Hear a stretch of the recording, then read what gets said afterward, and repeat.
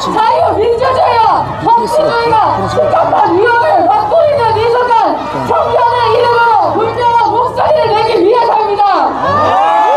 그리고 유아연의 바보들에게 작금의 대한민국은 윤석열 대통령이 아닌 바로 민주당이 자유민주주의의 근간을 위협하고 내란을 일삼고 있다는 것을 보소하기 위해 이 자리에 선 것입니다.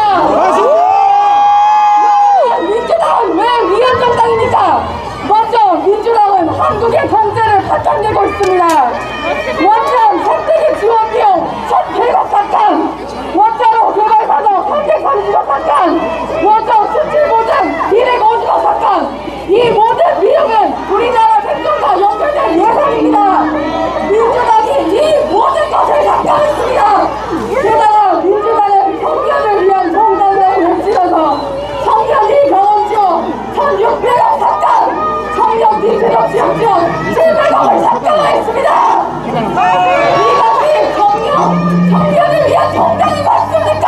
아닙니다. 무엇보다 대통령과 검찰, 감사원, 경찰 특활비 빠져들어간 것같습니다. 과연 누가 국정을 막으시니 이런 정당입니까? 민주당이 아닙니까? 그런데 청년들과 경제 발전을 위한 예산을 삭감하고 대통령, 검찰, 감사원, 경찰 특활비를 없앤 국회의원 자신들의 연봉은 60%나 인상하였습니다. 이것은 한 나라를 책임질 청년들을 줄이지만 자신들의 인성을 챙기는 민주당의 실체입니다. 국회는 국민과 국익을 위하여 입법 활동을 해야 하는 것입니다. 국민이 뽑은 대통령을 끌어내기 위해 국회 활동을 하는 것이 아닙니다. 그러나 현재 민주당은 절대 다수당이 가지고 있는 손 떨고 있는 거 보세요. 국민을 위해 사용하는 것이 아닌 자신들의 정치적인 용도로만 사용하고 있습니다. 손이 달달달달 떨려요, 학생이. 민주당의 정권이 득세되어 윤석열 정부 출범 이후부터 2년 7개월 동안 무려 누적 29차례 선임 국회를 발의했습니다.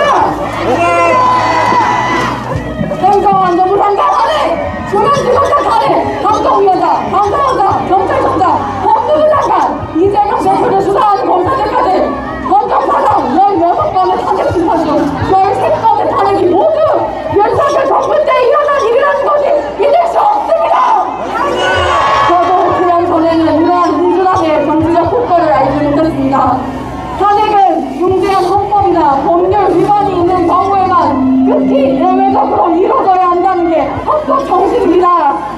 그러나 자신들의 의도가 간단하면 갖고 있는 권력으로 법적 요건에도 맞지 않는 탄핵을 남발하며 국정을 마비시키고 국가 운영을 방해했습니다. 그렇다면 대체 누가 되어야 합니까? 우리 정부를 장악해 자신들의 뜻대로 모든 것을 결정하고 무수한 탄핵안을 발의해 국정을 마비시키는 세력이야말로 진정한 위헌 정당이 아닙니까?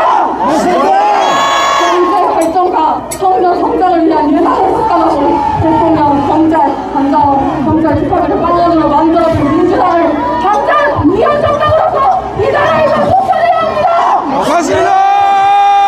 여러분, 민주당은 자신의 권력의 칼날을 국민을 위협하는 용도로 쓰고 있습니다. 이번에 대학생들에게 말하고 싶습니다.